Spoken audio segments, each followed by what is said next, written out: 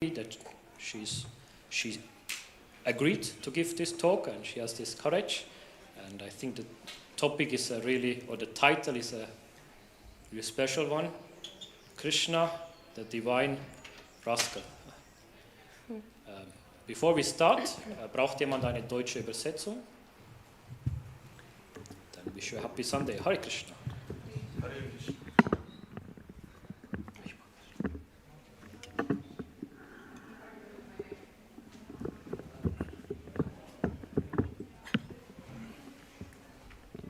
Hare Krishna. Okay. There we go.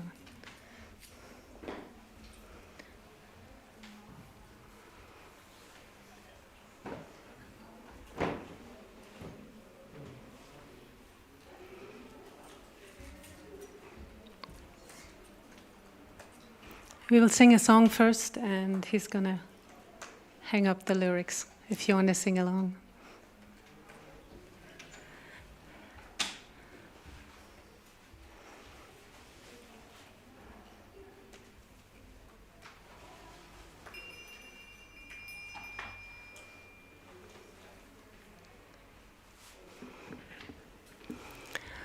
Jaya Radha Madhava Kunja Bihari Radha Madhava Kunja Bihari Jaya Radha Madhava Kunja Bihari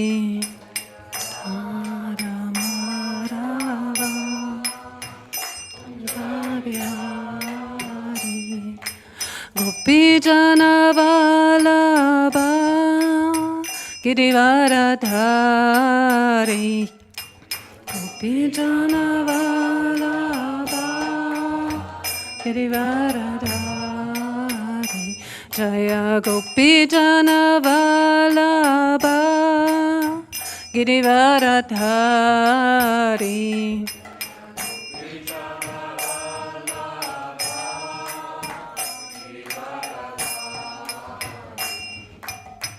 Yashoda Nandana Brajajana Ranjana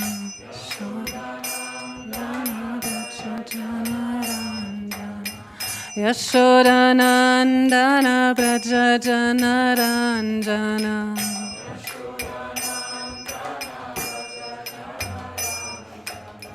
Yamuna Tira Vanachari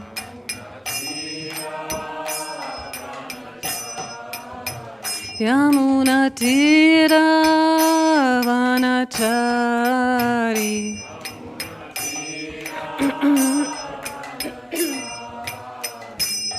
Hare Krishna, Hare Krishna Krishna Krishna, Hare Hare Hare Rama, Hare Rama Rama Rama, Hare Hare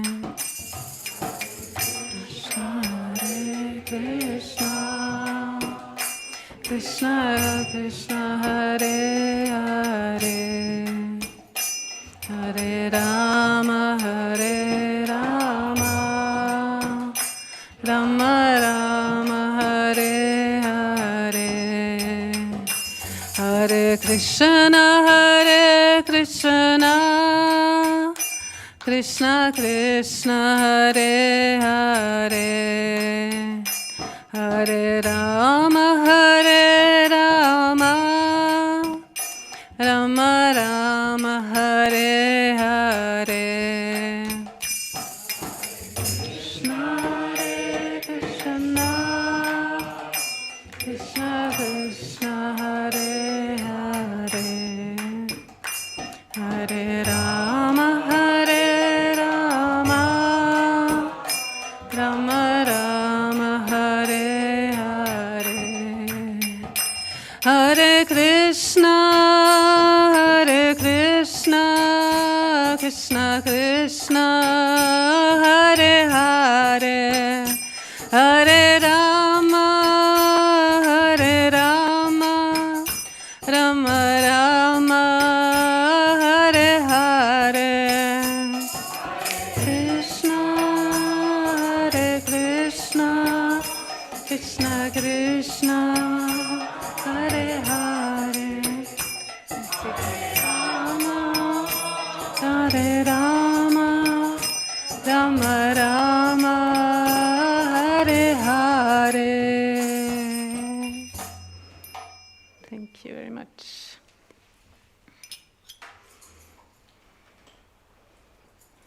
Okay. Om Jnana Timirandasya Gyananjana Shalakaya Chakshurunmilitam Yena Tasmai Shri Gurave Namaha. Namo Om Vishnu Padaya Krishna Prishtaya Bhutale Srimate Bhaktivedanta Swamin Iti Namine.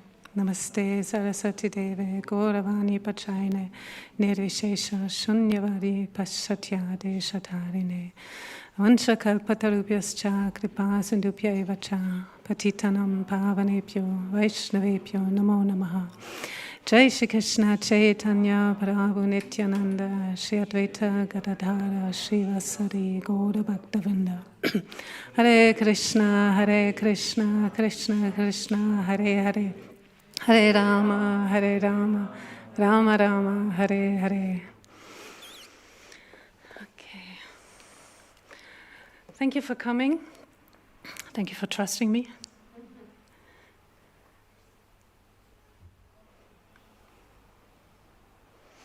When we're new to Krishna consciousness or to bhakti, then sometimes it might be a little confusing when you hear what Krishna does, and sometimes others, his associates.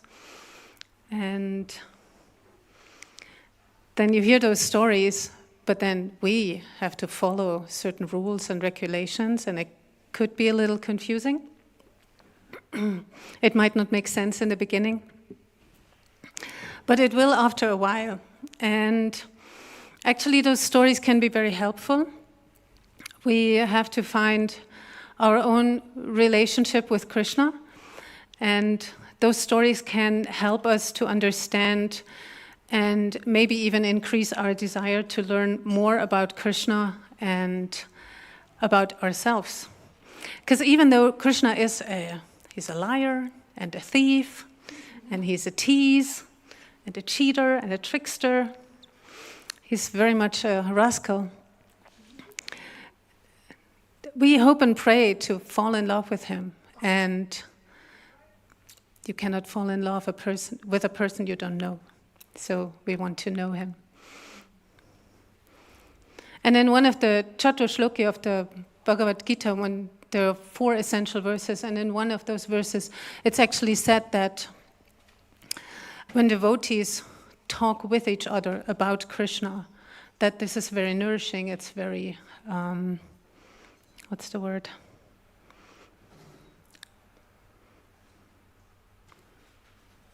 They derive great satisfaction and bliss from enlightening one another about, he speaks about me, he says. And I heard those stories from others. I heard those stories from my teachers, from Raghunath, from my mentors, and it made me inquire more and to read more, to ask more questions, and maybe it can ignite a little curiosity in you too. Or maybe you hear something you haven't heard in a while. I will share a few stories only. Krishna is unlimited, so we have only less than an hour, and it might even be a little interactive. And the first story starts like this. Oh, once upon a time, there was a battle between the Devas and the Asuras, or the demigods and the demons, or simply said, the good and the bad side. And the demigods, they approached their leader, Indra, to approach Lord Vishnu, to ask him for help, because they said this battle's going on for a while, we cannot win. It seems like we need help. And in the end, Indra did. And Indra approached Lord Vishnu. Vishnu helped them, and they defeated the demons. But the demons were not like completely defeated. They had survivors, and so they went back. They went to their guru. First question, does anybody know who's the guru of the demigods? I heard it. You said it. Shukracharya.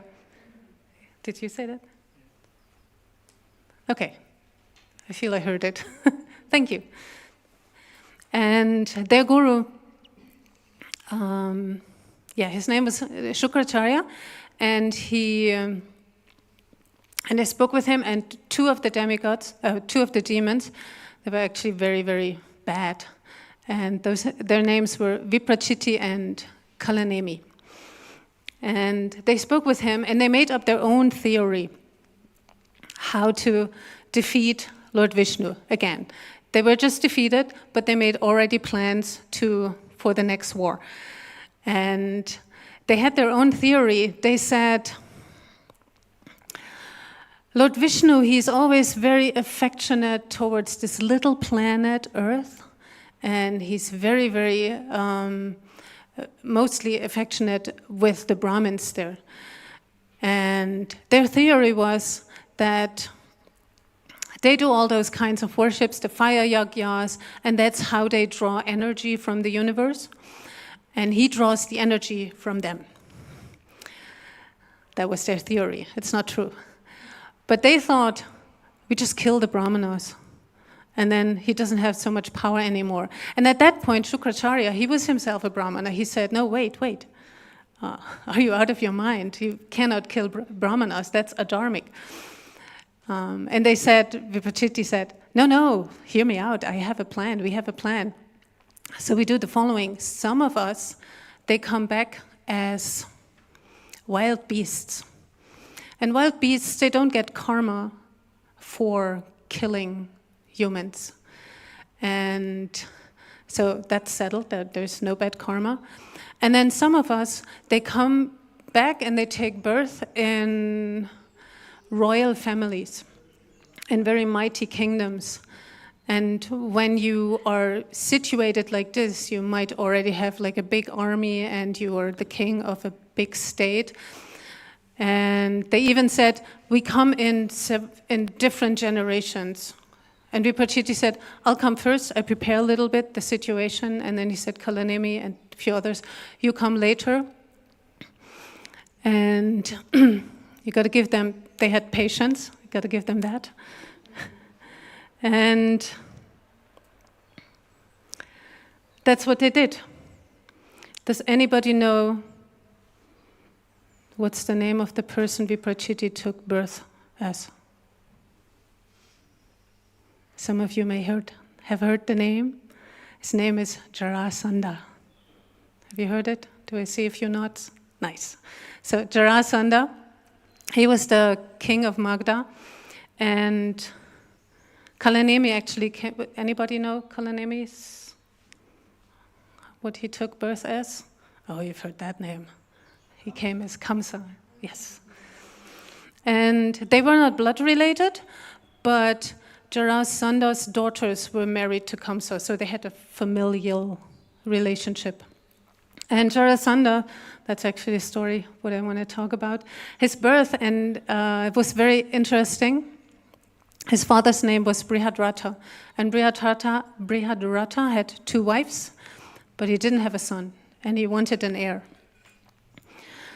And I read different stories, but basically he met a sage, powerful sage, and this sage gave him a mango. And he actually said, give this to your senior queen, and she will get pregnant, she will get your heir. But he thought, I'll split it in both, I'll give both of my queens, so I have better chances. And they both got pregnant, but they both delivered only half a child each. And it was a dead body. It was a dead half baby. And they thought, well, okay, we can't use that, and they threw it in the forest. And in that forest, there was a Rakshasi, or sometimes they say a she-demon. And her name was Jara. And she found the baby. She was actually always lusting of the blood and something to eat. But when she found the baby, it was out of curiosity. She put the two halves together, and then the child came alive. And she had somewhat of compassion, and she gave it to the king, because he still didn't have a son. And the only thing she asked was that it should be named by her, and the child's name was Jarasandha, which means one who was joined by Jara, the lady. And from his birth, Jarasandha, he already possessed very, very demoniac, very bad qualities, because those samskaras, they come back. And then after Krishna killed Kamsa, he was even more an enemy of Krishna, and so he didn't like Krishna. And then one day, King Yudhishthira, he addressed Lord Krishna, and he wanted to perform the Rajasuya sacrifice. And this should be a sacrifice for the benefit of all humankind. And Krishna said, great idea. What you have to do is you have to venture out in all the directions, and you have to either conquer all the kings around, the kingdoms, or to make them your allies. And so Yudhishthira had 4 brothers, and they went in all directions, and they came back and they said, mission almost accomplished. They couldn't defeat Jarasandha. And so they devised a plan. And that was the first little trickery. I mean, not in Krishna's life, but the first I mentioned here. Because they wanted to disguise themselves as brahmanas. And brahmanas in the Vedic tradition, they are very highly respected people, because they distribute Vedic knowledge, they distribute spiritual knowledge. And sometimes they serve as a advisor in a kingdom, or sometimes they travel, and then when they go from place to place, if they meet a family, if they need a place to stay, then in this tradition, families, they offer them a place to stay, they offer them a foot bath, a foot wash when he comes, something to eat, and then in exchange they distribute that spiritual knowledge. And some people, on the other hand, kings, they almost pride themselves to say, like, whatever a brahmana asks me, I will give that charity or fulfill that wish, so to say. And before I go into that, there are many other stories, and I have only a few examples, but maybe some of you know when in other stories somebody disguised themselves. Any ideas? As a brahmana?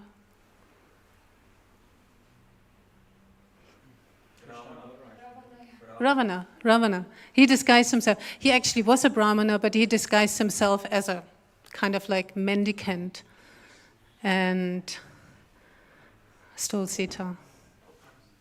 Did I hear something else? Did somebody else say Ravana? Vamana, right, exactly. He also disguised himself as a brahmachari dwarf. And also the Pandavas, they disguised themselves as brahmacharis in Draupadi's Swayamvara and won her. And one other example I have, Indra disguised himself as a Brahmin, and he approached Karna. And Karna, he had a armor that made him invincible. And Indra feared for his son Arjuna because the battle was about to come. And so he asked him, and well, that was the downfall of Karna. But that's not today's story, even though it's a good story. Anyway, Lord Krishna, Bhima, and Arjuna, they went to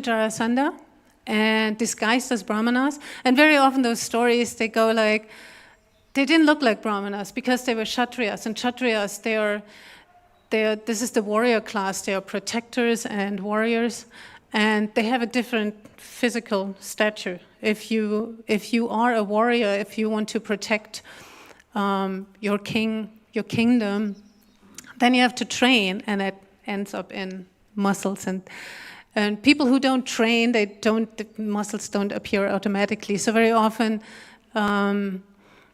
those kings who were approached by those brahmanas, they were like, no, he doesn't look like a brahmana, but I will give him charity anyway. And this is how Jarasandha was approached by Arjuna, Bhima, and Krishna. And he said, yes, of course. But I'm not going to fight with Krishna, because he's a coward. Does anybody know Krishna's name when he is a coward? There's leelas about that. Ranchor, right. And then he said he's not going to fight Arjuna because he is inferior in age and size to him. But he said Bhima. Bhima is a worthy opponent, so he's going to fight Bhima. And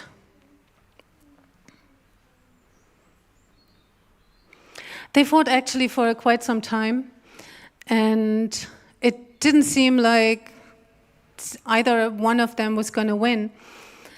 And in the end, Krishna gave Bhima a sign, because he took a piece of wood, a twig, and he broke it in two. But he didn't break it like this. He broke it like this way, because Jarasandha was joined in this way. And Bhima saw that, and in the end he stepped on one foot and then ripped him apart. It sounds really brutal, but in this case here, winning was important for Yudhishthira. What I mentioned in the beginning, he wanted to do this Rajasuya sacrifice, and what he said,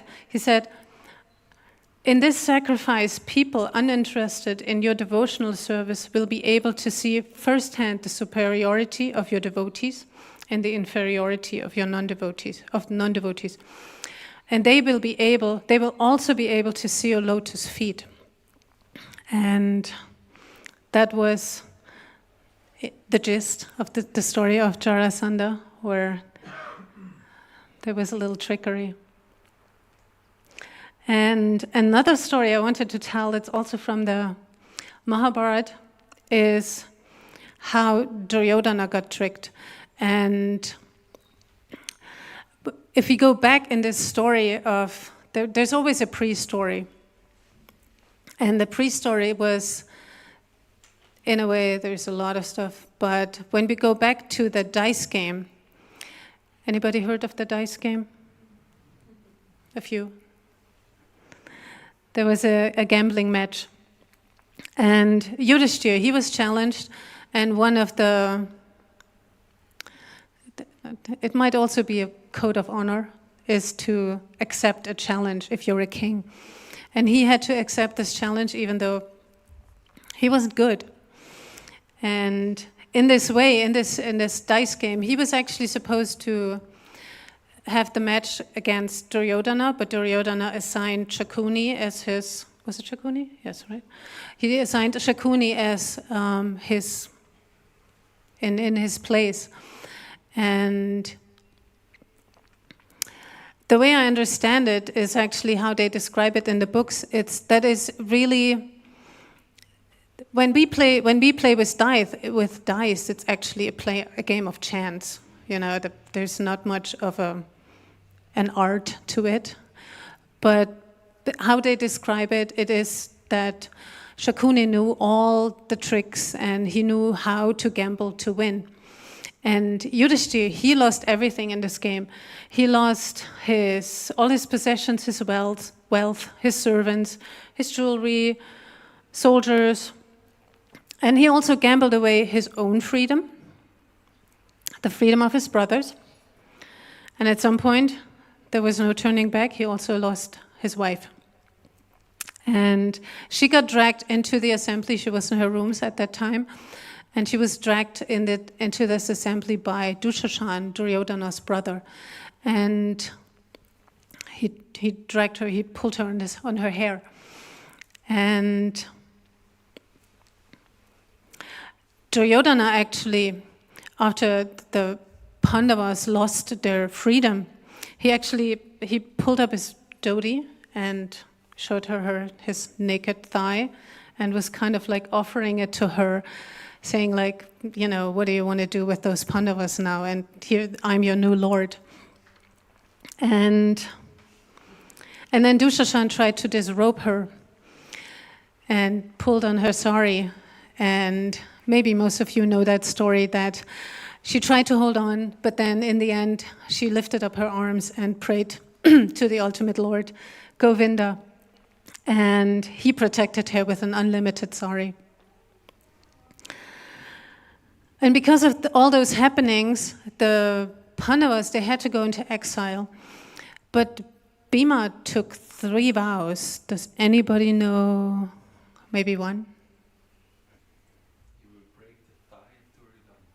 He was going to smash the thigh of, Duryodhana. Duryodhana.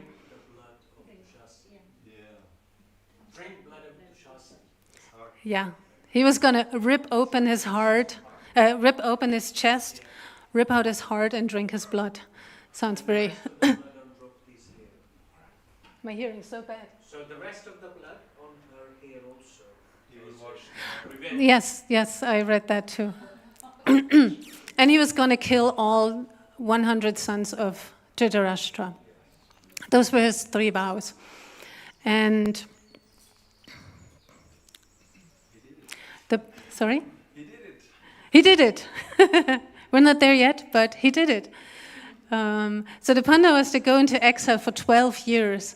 And in the 13th year, they have to go out of the exile, but they have to, or out of their hiding, but they have to live incognito. And if they're discovered, they would have to go back to their exile. And during these 12 years, a lot of things happened. Arjuna, he went to the heavens. He got some celestial weapons. Bhima met his brother. Anybody know his brother's name?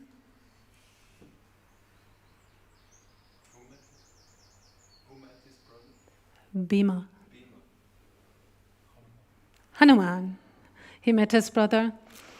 Durvasa comes to visit. Maybe some of you remember that story, that he comes with almost like an army of a following, and they want to be fed, and Krishna saves them.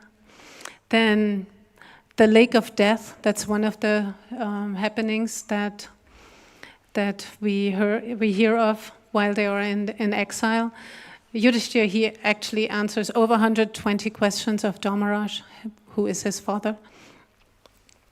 And after those 13 years altogether, they come back, but they don't even get the land that would be covered by a needle. They ask for the half of their kingdom back, then they ask for 5 villages, because they're kings and they have to fulfill their dharma as kings. And that means since the Kurus don't give them back their half of their kingdom, that means war. And there's even the last peace mission of Krishna. And even though everybody knows that the war has to happen, because they behaved so evil that if there wouldn't be a war, they would be behaving still evil in their mighty position as kings, ruling the kingdom. And so they prepare for war. They all gather other kings to help them on their side. And even both sides, they approach Krishna. And Krishna says, you can get either my army or myself, but I'm not going to participate in the war. And then the Bhagavad Gita is spoken. And that's roughly the middle of that story. And the battle lasts for how many days? 18 days. 18 days, yes. And on the evening on the 17th day, actually, Gandhari, she comes, there is the actual battlefield, and then there's the places where, you know, like tents and stuff where they rest and have dinner. They might even meet their opponent in the evenings. And on the evening of the 17th day, Gandhari, she was very distressed. She didn't, until she came to actually on that battlefield, she didn't know how many of her sons were still alive. She knew that Bhima has set out to kill them all. And on that evening, she actually discovered that only Duryodhana was left. And so she called Duryodhana to her tent, and she told him that due to her austerity, she was married to Dhritarashtra, the blind king. And when she got married, she put herself a blindfold around her eyes because she didn't want to be superior to her husband. And due to that austerity, she had developed very, very strong, very powerful mystic powers. And so she said to Duryodhana, come tomorrow in the morning after your morning oblations, after your bath and stuff, come to me, and I will bestow my mystic power on you, and I will make you invincible. But you have to come naked. And the next morning, he did whatever he did in the morning, and then he went to his mother, and only very short distance before he went to come to her, he took off his clothing. And then who did he run into? Krishna. Louder. Krishna. Yes. And the book actually says that he had heard the queen had come to the battlefield, and he wanted to show his respect to her. But he didn't only come for that. He met Krishna, and he was like, "Oh, hero, what an odd outfit, what an odd appearance. What are you up to?" And Duryodhana said, "I'm on the way to meet my mother." And he was really, really like surprised. He was, in a way, maybe playing, saying like, he said exact, "What is it, oh hero? Why do I see you standing here without any clothes?" And then when Duryodhana says he's about to see his mother, he's like, "Have you not learned any culture from your elders? Oh, Bharata, how can a civilized man go naked before his own mother? I am surprised. At least cover your loins." And then suddenly Duryodhana, he got a little embarrassed. He was like, "Oh, what am I doing here?" And so he covered his loins, went to his mother, and his mother, she took the blindfold off and glanced at him and made him like steel, really like very strong. But then she saw that he had covered his midsection. And she was very surprised, and she was very shocked. And she actually said, like, "Why did you not follow my directions? I asked you. And I cannot do this a second time," she said. "I have given you all my powers, and the rest of your body will really be hard like iron, but I can't do anything about the section that you have covered." And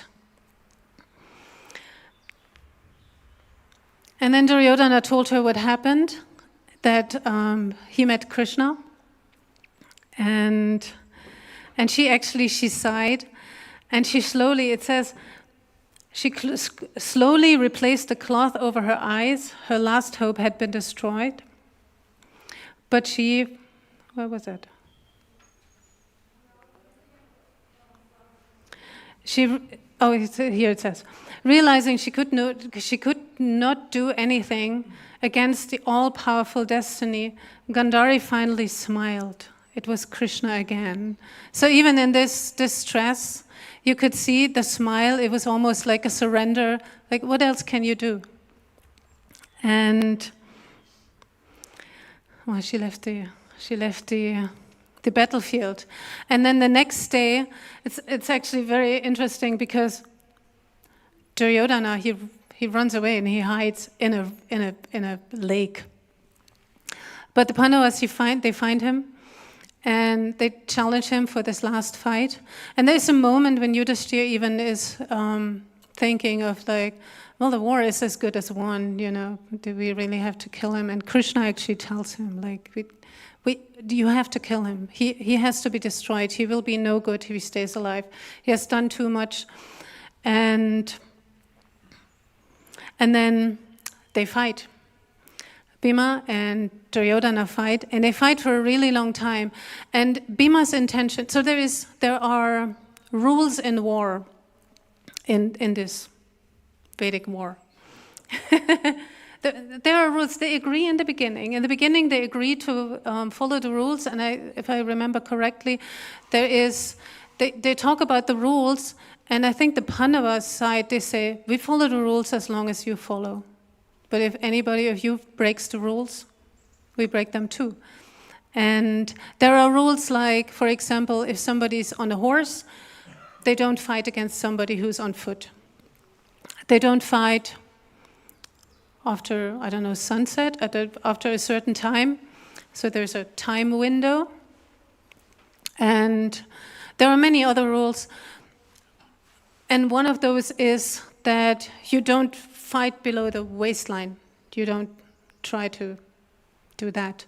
And Bhima's intention was actually to kill Duryodhana in a fair fight, and then he was going to smash his thigh. And Bhima is a very strong one. He's the strongest of the Pandavas, and he's trying really hard, and he even recognizes he has a mace. He has a very powerful mace, and he has a powerful, I don't know how you call it, hit. And he even recognizes that Duryodhana is unexpectedly strong. His body seems undestroyable. And I had to read it like 3 times. But if I understand it right, Duryodhana was jumping up, and Bhima was expecting this jump. And so he hit in the height of his chest, but he hit his thigh. And his thigh was completely destroyed. I forgot something. Because when the fight was going on and Bhima realized that he cannot win, he didn't know what to do. But then Krishna told Arjuna, and Arjuna showed him, and he showed the thigh. And Bhima knew that this came from Krishna. He immediately knew that is a sign of Krishna. And even though he didn't want to do that, he knew he had to do it. And also, since it came from Krishna, it was kind of like, what else can you do? And that was basically the end. Duryodhana, he didn't die immediately, but it was foreseeable. And Krishna always has a little bit his hand in those things. But also, Krishna has the ultimate power. He's the one without a second, the cause of all causes. If he wants, he could do it on his own. But in a way, he has a relationship, for example, with the Pandavas, he has a friendly relationship. They're kind of like also family relationship, but they're very friendly with each other. And if he would just manage the situation, then their relationship might not be the same. But if he helps with a hint, with a little trick, saying like, this is how you do it, then this friendly relationship, it can be maintained. And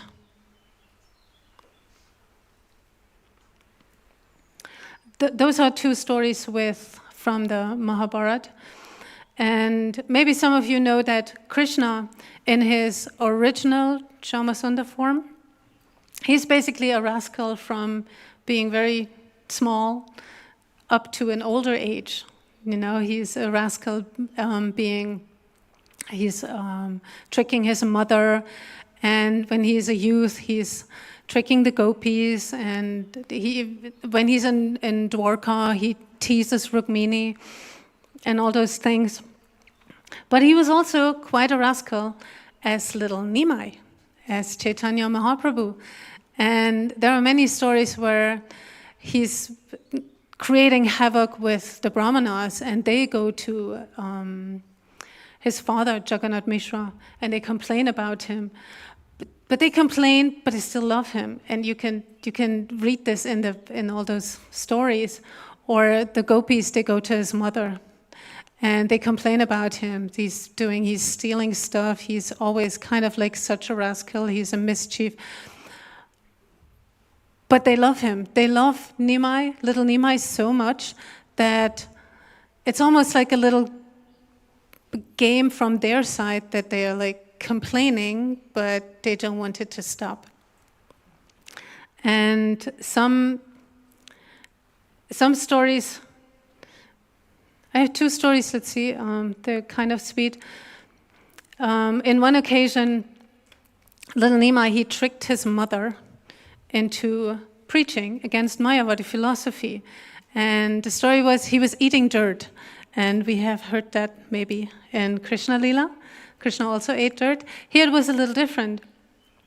His mother caught him, and she asked what he was doing. And then he presented her a Mayavadi philosophy. He told her, oh, what's the difference? You have given me dirt to eat before, and all the rice, the sweetmeats, all the other eatables, they are just transformations of dirt. And now you're blaming me that I'm doing something that it's all the same. And this is actually an explanation of Mayavad philosophy, where everything is supposed to be one. And in a way, when she preached against that, when she said that, who taught you that philosophical speculation, that's only speculation, and she explained very intelligently that when earth is transformed into grains, and this is then transformed into chapatis or other eatables, then that can nourish the body, and the body can become strong. While eating just pure dirt can cause diseases, and that's not good for the body. And in the purport, actually, Srila Prabhupada, he says, this simple philosophy propounded by Sachi Mata, even though she's a woman, can defeat the Mayavadi philosophy, who speculates on oneness. And after this little exchange, he agrees, and he says, okay. He climbs on her lap and says, like, okay, from now on I will only have your milk. But if he hadn't done that, she wouldn't even come to the point to preach. And this is very sweet, how in a way he made her a preacher.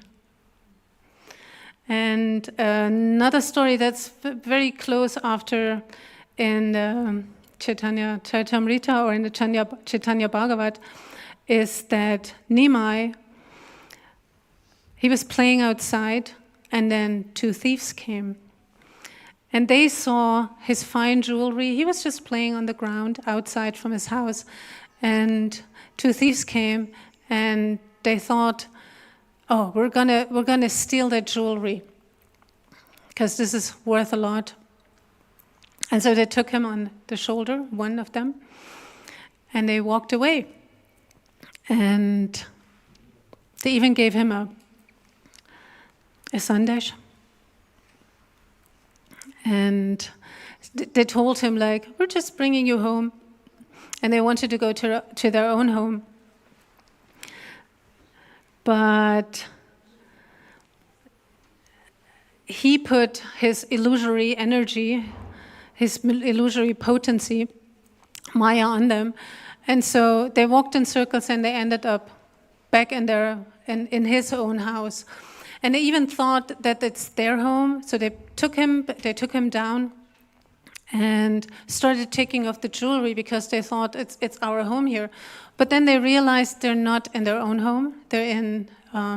They saw the people running around because while he was gone, everybody was just like getting frantic and looking for little Nimai, calling out his name, and everybody was running around. And so when the thieves suddenly realized they're not in their own home, they just ran away. And Jagannath Mishra, his father, he took him up and he was like, oh, thank God you're here. So good. And in the Chaitanya Charitamrita, it's actually just one verse, but in the Chaitanya Bhagavat, it's a few more verses. It's like 1.5 sides, pages. And it says, the thieves actually gained immeasurable piety and good fortune because they carried the Supreme Personality of Godhead upon their shoulders. And so even his trickery is very beneficial for those thieves.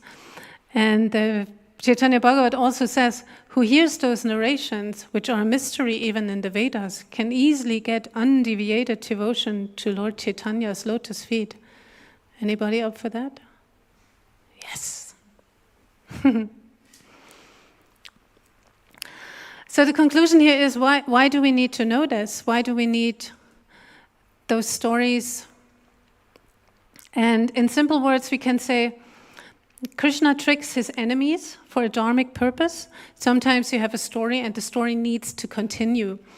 And because very often demons and enemies of Krishna, they terrorize not just Krishna but also the devotees. But instead of just killing them, he plays tricks and he deceives them. And with the devotees, it's actually even for a sweeter purpose because he wants to increase their love for him. And in the example but also in the example, for example, with Bhima and Duryodhana, so Bhima could keep his vow because Bhima is his dear friend and his cousin, or cousin brothers, how they sometimes call them. And he made those vows, and keeping a vow is like there's something to it. And as I said also, as I mentioned, to maintain his personal relationship where he will not just solve the situation. Because if somebody is in a mode of awe and reverence, if somebody is worshiping God for his almightiness, for his being the maker and the creator and the destroyer of everything, who has everything, that it's a legitimate way of worship. But it creates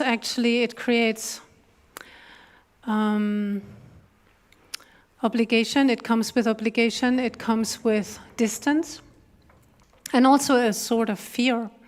And on this path, we actually learn that the closer relationships, those are the ones we go for.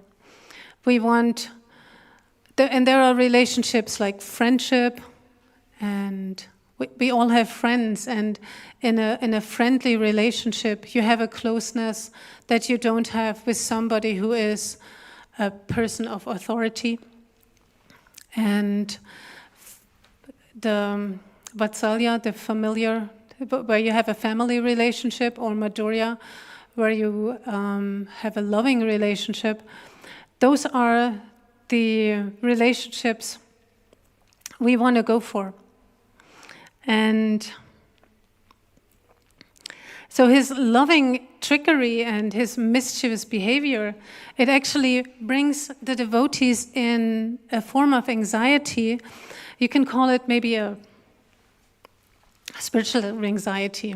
You know, he hides during the rasa dance, he teases Rukmini, he He's stealing the garments of the gopis. And what to say, all the teases and tricks he plays on Radharani or on his mother. But this spiritual quality, this anxiety, we cannot compare this to our material anxiety. And our material anxiety, sometimes we think, what do I do when I lose my job? Or what do I do when I have to pay a big bill?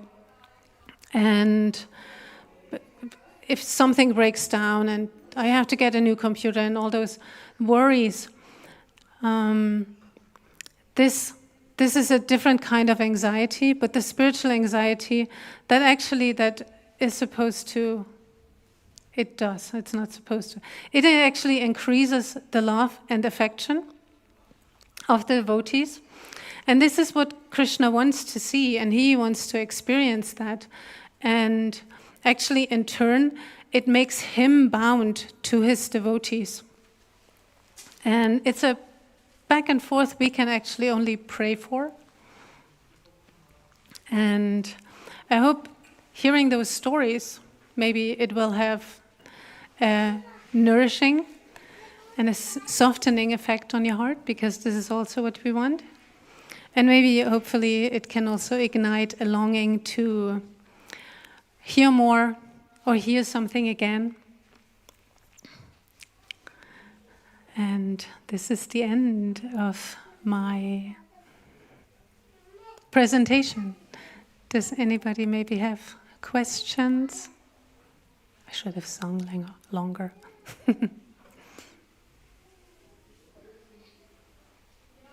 Any questions about that divine rascal? Oh, kannst du? Comments also okay? Is okay? Comments, okay. Oh yeah, comments, of course. Hare Krishna, thank you, Hare Narayani. Krishna. I just wanted to express my appreciation. It's very nice to see a devotee who obviously has a taste for hearing about Krishna, and that's the essence of Krishna consciousness. We want to know everything about him, and I can imagine that, and me included, sometimes it feels boring. You know, or when we hear, we don't get a taste. And I'm sure also it happens today, and that is normal. We hear that by our acharyas. It's like a disease. Now we are having taste to go on YouTube and Netflix and hear about the materialistic activities, and that gives us so much taste that people can spend hours. And that's just a perverted reflection of that tendency to hear about Krishna.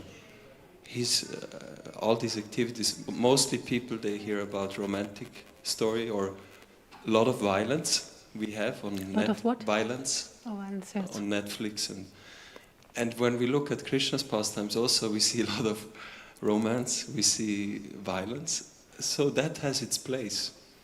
And if we don't feel the taste with Krishna consciousness Leela, then the recommendation is to just do it, and the taste will come after some time. And yeah, Mahabharata, thank you so much. I know you have a great appreciation for the Mahabharata, and that was a good proof today. Thank you. Yeah, there are many good storytellers out there, and you know, in contrast of going to YouTube for whatever material sense gratification is out there, there's also many good speakers out there, and they all have their very own flavor of how they tell a story.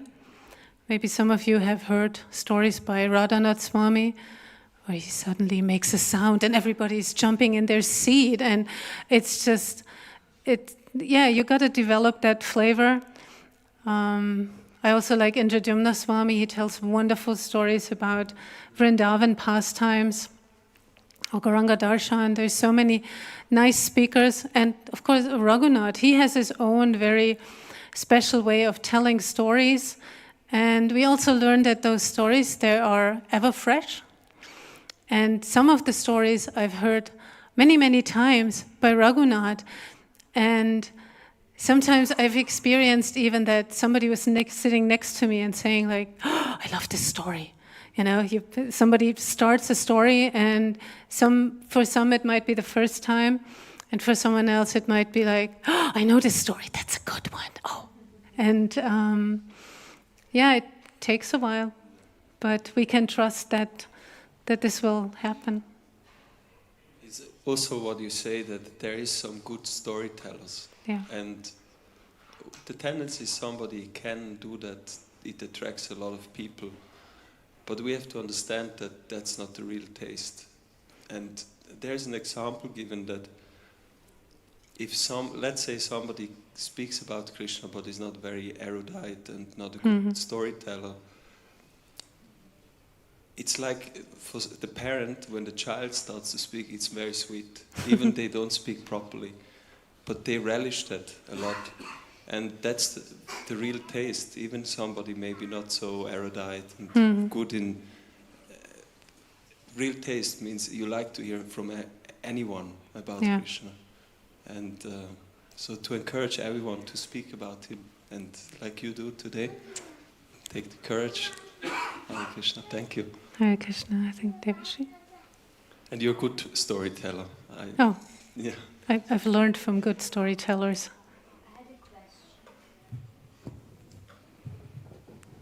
Thank you for depicting this other side of Krishna, which is so playful, and also to give us a glimpse into how the Supreme Personality of Godhead has so much personality. And it's not just black and white as we tend to understand it. In this world, everything is black and white. But Krishna therefore challenges that dynamic that we have. And I was thinking, you highlighted so many stories of how Krishna is... depicting this, like you said in your title, this rascal behavior. Strong word, but then, out of love we can address it that way. However, sometimes in our life, how do we imbibe this? Because sometimes in our life we see there are things that happen, but we don't understand why. So do you see a connection between, Krishna's pastimes and also in our life sometimes some things happen and you wonder, why did God do this? So if you could draw any parallels, that might be helpful for all of us, if you have any insights into this.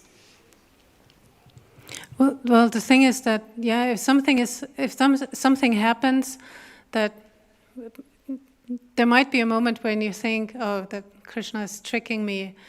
I don't really see what's happening or why this is happening. Raghunath, he teaches a very nice approach when he says, don't think this is happening to me, this is happening for me. And sometimes it takes a while to see the outcome of whatever is happening. And sometimes you may never see it. But I guess I would say, if you keep hearing stories about Krishna from his devotees, that may help, because very often whatever happens today, it looks very different next week. And in a year, I might have forgotten it. And for me, it helps, this twisting of, this is not happening to me, it's happening for me, that helps to deal with certain situations that may seem at the moment, at the time, unfortunate or not unwanted. Because sometimes Krishna, he doesn't give us what we want, but what we need. And it's not always easy to see that. But I guess trusting in a higher cause may help. Because in the end, you can't do anything. You can either fight against it with your mind, going in circles of like, why does this happen to me? Or you can at least try to surrender to, there must be a higher purpose for that. Does that help? Okay, it's 5:01. Do I say, or? We serve prasadam here. Haribol. And at 6:15, is there a japa workshop? usual schedule. At 6:15 there's a japa workshop here, which means we have 1 hour and 15 minutes to really enjoy and honor prasadam. And then at 7, it's Gora Arti. And there's a kirtan after Gora Arti. I don't know if you want to say anything else. Her Grace Narayani Mataji ki, Srila Prabhupada Srila ki. Prabhupada ki jai. One question which I usually ask devotees is, we have grown up in the Swiss mountains, eaten Swiss cheese, raclette. Why are we attracted to a blue boy playing a flute, wearing a peacock? And I think the reason is because he's all attractive. And today we see an example because his pastimes are all attractive and it attracts everyone from every corner of this world. And thank you very much for nicely describing his pastimes. And as you heard, his other all attractive feature is waiting you, prasadam. Please go and enjoy. Hare Krishna.